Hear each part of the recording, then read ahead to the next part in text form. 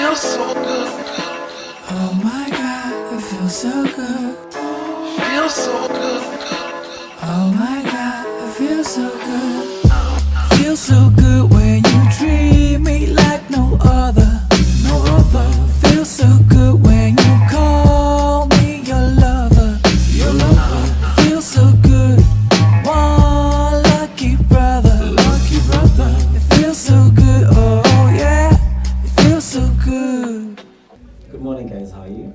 We're well, thank you. I'm good myself. My name is Nanawe. I'm from the Nanawe Live YouTube channel.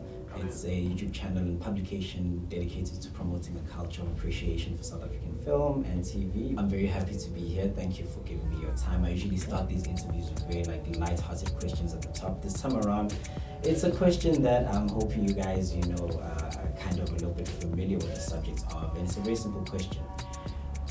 On any of our screens in South African film and television, whether the silver screen or the television, who has been your favorite South African on-screen villain of all time? On-screen villain of all time. You can answer this question now. Anything? I Anything. can answer. As long as it's film or Okay. TV and it's South African. Okay. So I really like Vusi Kanene in anything. Oh yeah. Can I say that? Yeah. No, but yeah, He's a villain. you're right. You know what? Yeah, Vusi Kunene. And the funniest thing is, I have worked with Vusi Kunene in one of our productions, and he played a villain.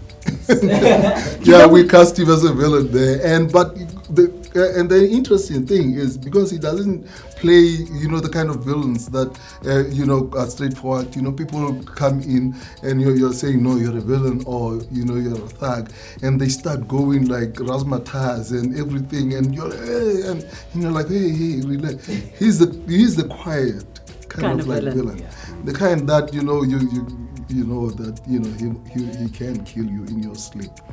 But you know what's really nice about these two villains? Oh yeah. They are both villains, which is fantastic. This one, I thought your performance was fantastic as Blessing. Oh, in thank Unseen. you. Thank No, you really, very much. because there's a subtle, in control, like I am the boss. He doesn't have to shout; he just moves, and you're not sure, And this villain is a loyal villain. Yeah. So you know what I mean. So both of these guys were absolutely admirable in Unseen as well. Oh, thank you very much for Yeah. slotting it in there. No, but seriously. honestly.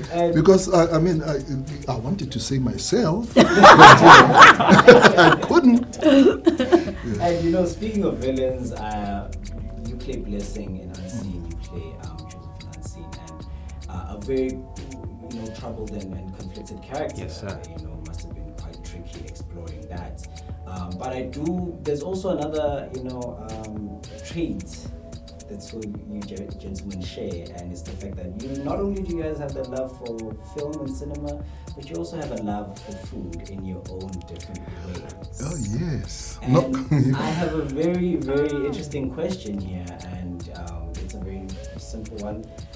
What's your favorite movie, food sequence in a movie or show that you ever watched? Food sequence in a movie. Wow. There are so many that a person can quote, but not from the top of my head. But the thing, the thing about what do you call this thing? The Godfather. The Godfather is the fact that they spend so much time around food. And it's about family, and not only that, but it's also every time about wheeling and dealing all the time with food. Somebody offers you food, and it's not just a food offering, it's also there's something behind that. They offer you a drink, it's not just that, it's something behind that. But I have to be honest, the Godfather series, that's me when it comes to food, and I love doing that too, with my own people. Yeah, I love kind of like throwing in food because I know there's something else that I want. You've done it in a production, if I'm not mistaken. I've done it in a production. Yes. Which production was that? Paradise Stop. But Oh we'll talk about that yes. another day. Oh yes, Paradise Stop.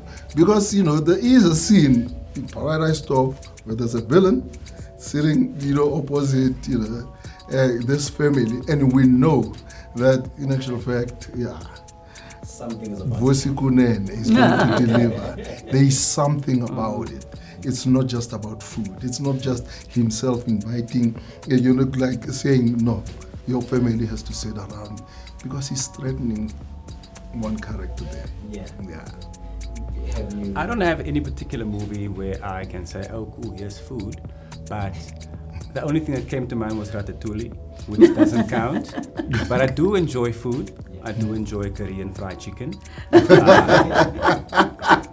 I'll stop there. And I experiment with all sorts, I have to be honest. It's like I wake up and suddenly I'm like, okay, fine. Today it's salmon, or today it's, something else. It's, oxtail is this. And and I spend a lot of time in the kitchen.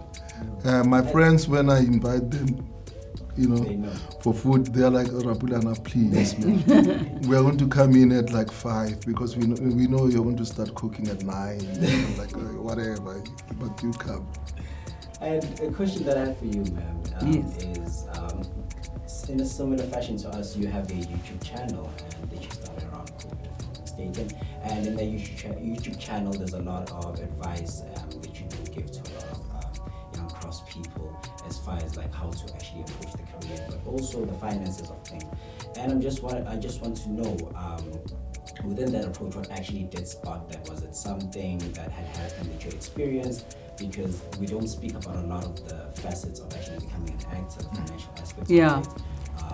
Mostly it's just what we get to see on screen, and maybe an interview or two here about what took to make that. We never really speak about the actual. Yeah. So when you're doing a film for a wonderful production company like Netflix, and you're doing a production that like unseen. So this show is going to be seen internationally. I'm not saying we made a lot of money off this, but the money that you do make, you need to take care of. Do you know what I mean? And I think as actors, as freelance actors, nobody teaches us investment.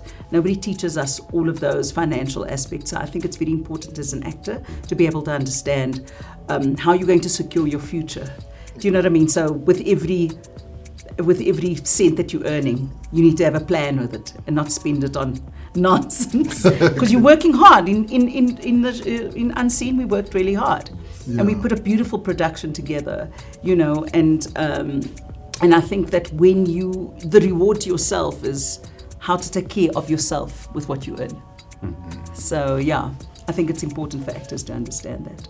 Thank you very much. That is, one of the many sides of the actual craft itself that is usually overlooked. Moving on to you, so I just wanna.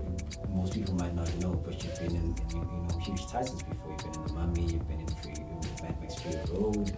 And I just want to know, how did the experiences of starring in such films and the role you specifically played as a stuntman, how did that then contribute to how you choose to then now shape your career moving forward, ending up in a title such as that? Wow, excellent question. Thank you for asking. I did start my stunt career on Mad Max Fury Road, and it was you have to learn on the job, touch and go here and there, so you learn things. And as years go on, you keep learning things until I got the opportunity to be on this Netflix series called Unseen. And all the experience I've gained over the years helped me when I had to do little things like even driving while delivering lines. Simple things like that is basically a stunt action because you've got to drive precisely and focus. So it did assist me a lot. Yeah, but it's true, because what we do is highly technical. Some people think, you come in and then somebody says action and you do whatever you want to do. I was having a discussion this morning with, there's a gentleman that picked me up, at home. And then he was talking about it and the fact that, doing this thing, getting into contact with individuals like us, he learned that in actual fact, this thing, what we do is not easy. Yeah. it's not easy because they place a camera there and they are like, okay, fine, this is the kind of stunt we want. And you rehearse it, you do whatever, you go for training and all sorts, but you have to hit your mark all the time, And as you are hitting your mark, you don't forget that you're in performance too, and you know that you have lines. That's another thing. Yeah. You see what I'm saying? So it is, it is really dynamic and very interesting because Unseen was delivering, in every aspect, when it comes to the nuances of and the details of what that character is, it was right there. When it comes to action, it was right there. When it comes to performance, it was right there. So that's the thing. Yeah, about and it. if I can add on to that, it's a nice opportunity for worldwide also to see that somebody like Hein that was in The Mummy and in Mad Max. It's fantastic. So now we have an international platform. This show is going out to 190 countries in the world. On the 29th of March. So for us that's exciting. Here they can also see what South Africans can do, and I think that's an opportunity that Netflix has really given us, a worldwide platform to see what what our actors can do, and I think that is such an incredible opportunity for all of us. Thank you very much, Thank guys. you for having us. I never got your favorite villain. Mr. Vosloo from the first Mummy. Arnold Vosloo. So in South African? Yeah. No, like South African title. Oh, South African title, Yes. Brendan Daniels. He would be my favorite villain. Well, I'll leave that for you guys to decide on the 29th. Right, no, thank you very much, guys. I actually had a lot more questions, but unfortunately, out of time. Thank you. Thank you so much. Thank you. Appreciate it. Sure.